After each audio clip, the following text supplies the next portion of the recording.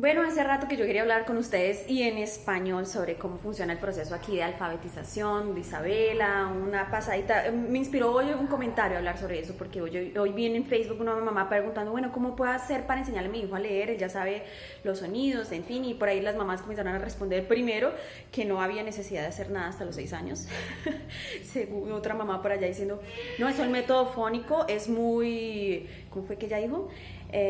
No estimula la creatividad, como si la alfabetización fuera para estimular la creatividad. Medio perdida, ¿no? Para estimular la creatividad existe la literatura. Y creo que la misma persona estaba hablando sobre usar el método socioconstructivista. Ya voy a hablar un poquito sobre eso. Y no se enfocar en el método fónico, en fin. Entonces, bueno, primero, sobre esa cuestión de no enseñarle a los niños nada hasta los 6 años. Yo sé que eso no es exactamente lo que quiere decir la mamá, pero pues también no se puede dejar así, no le voy a enseñar nada.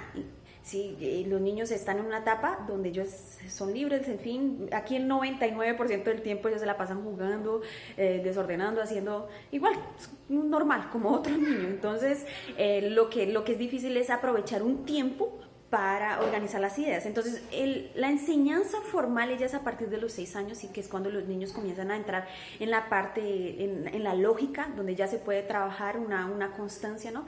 Antes de eso nosotros trabajamos más, hacemos más un enfoque en la parte gramatical. Gramatical yo no quiero decir gramática, de la forma que ustedes conocen, no, quiero decir adquisición del lenguaje. Sí, entonces los niños hasta los 6 años tienen una capacidad impresionante de adquisición de vocabulario, sí, ellos pueden aprender más de 5.000 palabras por año, entonces es una pérdida de tiempo decir que ellos no pueden hacer nada, ellos tienen una capacidad de memorización impresionante. Entonces, por ejemplo, Isabela ya habla 3 idiomas, ¿es por qué? Porque ella tiene una capacidad de absorción que nunca más en la vida va a tener más la posibilidad de hacer. Hay las personas, las universidades, no, porque todo eso sale, esos pensamientos salen de allá, dicen, no, eso la repetición, eso es algo muy aburrido, no sé qué, a los niños hay que hacer cosas más interesantes, no sé qué. Están desperdiciando la capacidad de adquisición del lenguaje de los niños en esa edad. Es lógico que todo puede ser hecho de una forma bien lúdica, bien divertida, como lo hacemos aquí en casa, y es así que funciona. Los niños les encanta, ellos son, por naturaleza, ellos repiten como papagayos, es solamente en esa fase, entonces eso no se puede desaprovechar, y no se trata de ser aburrido, se trata de aprovechar la naturaleza de ellos. Eso es aburrido para nosotros, que nos toca ahí a ponernos a repetir, pero es el trabajo de ellos, a ellos les gusta que le cantemos canciones, que le rimemos. Daniel tiene 2 años y nos sentamos a memorizar un versículo por la noche y él lo pide, él dice, vamos a repetir el versículo, les gusta, es natural de ellos. Ahora entrando un poquito en la cuestión ahí de Paulo Freire y del socioconstructivismo, la mamá diciendo que no, que es mejor partir para esos métodos, ¿no?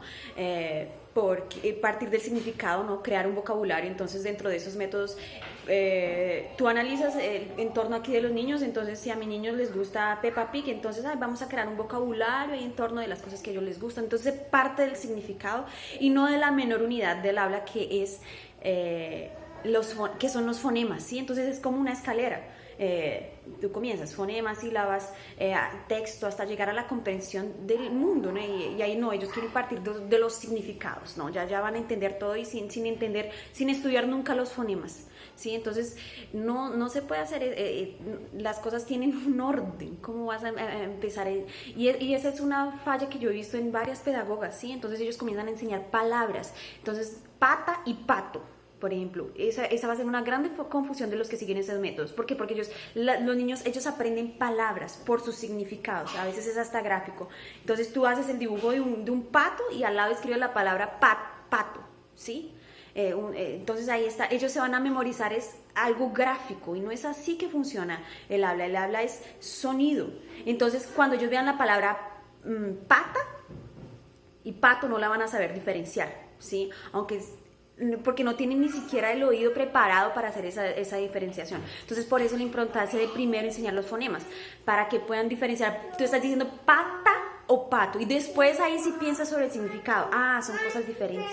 Y vean cómo es falso ese método, que los niños no son capaces de leer pseudopalabras. ¿Qué son pseudopalabras? O sea, no son capaces ni de leer ni de escribir. Isabela por aquí se anda inventando unas palabras, ella lo escribe, o ella escribe así varias letras, y ella las intenta leer, está intentando leer pseudopalabras, ¿sí? Ella escribe en desorden.